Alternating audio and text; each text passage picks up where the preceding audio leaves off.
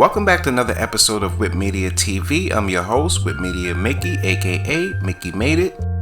If you're new to the channel, you know what to do to the channel. Subscribe right now. Join the Vibe Tribe. Let's get it. Okay, on today's episode, I cover the Peter Pan syndrome.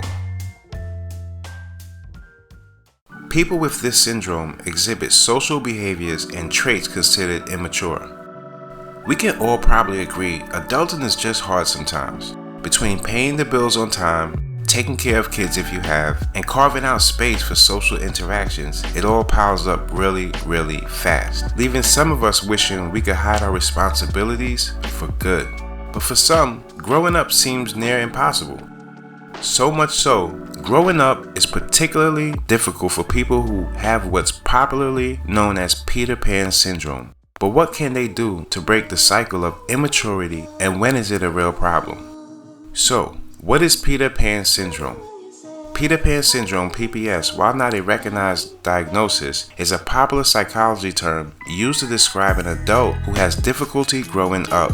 The term is derived from the fictional character of Peter Pan, a magical boy who never grows old, created by J.M. Barrie in 1902. See, people with this syndrome exhibit a series of social behaviors, ideologies, and traits that are considered immature. In most cases, they may struggle with commitment, maintaining employment, doing chores, keeping up with responsibilities, and having purposeful direction in their lives. Although it's more common in cisgender men and people assigned male at birth, AMAB, anyone of any sex or gender can develop the behaviors associated with the syndrome.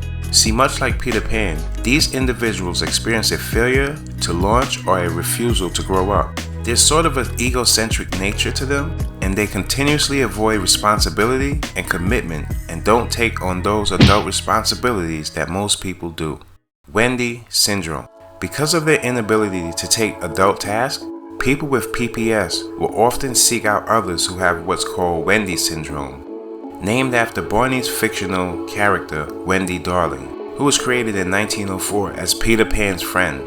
Wendy syndrome also isn't an official diagnosis, but a popular psychology term used to describe an adult who is empathetic, nurturing, and even self-sacrificing.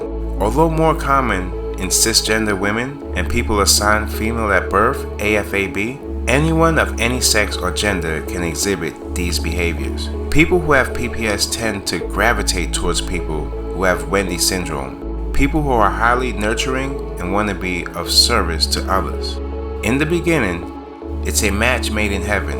You have someone with PPS who is really fun and charismatic that draws this other person in, and the person who has Wendy syndrome is able to be there for them, support them, and offer suggestions to try to better them. But the problem is that it eventually backfires, and the person with Wendy syndrome inevitably starts to feel taken advantage of.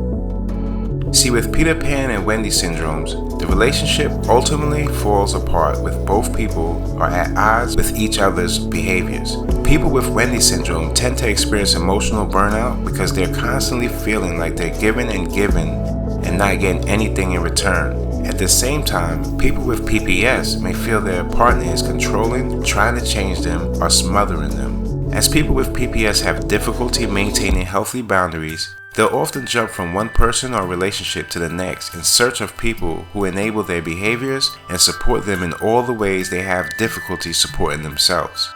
What happens is that in the end, there's never really any learning happening on either side. Although Peter Pan syndrome isn't a diagnosable condition, it has quite a bit of overlap with narcissistic personality disorder, NPD. While people with NPD exhibit a similar pattern of selfishness as people who have PPS, they also tend to hold a much higher degree of self-importance and entitlement. See, with NPD, the person is not just egocentric. See, someone with NPD tends to be very sensitive to criticism and can turn to rage in a flash. See, people with PPS may not be so quick to anger or revenge, but they do tend to be avoidant when it comes to conflict resolution and are more apt to rely on unhealthy coping mechanisms. There's a tendency to want to escape and avoid commitment. boundaries are really important as we take on adult responsibilities.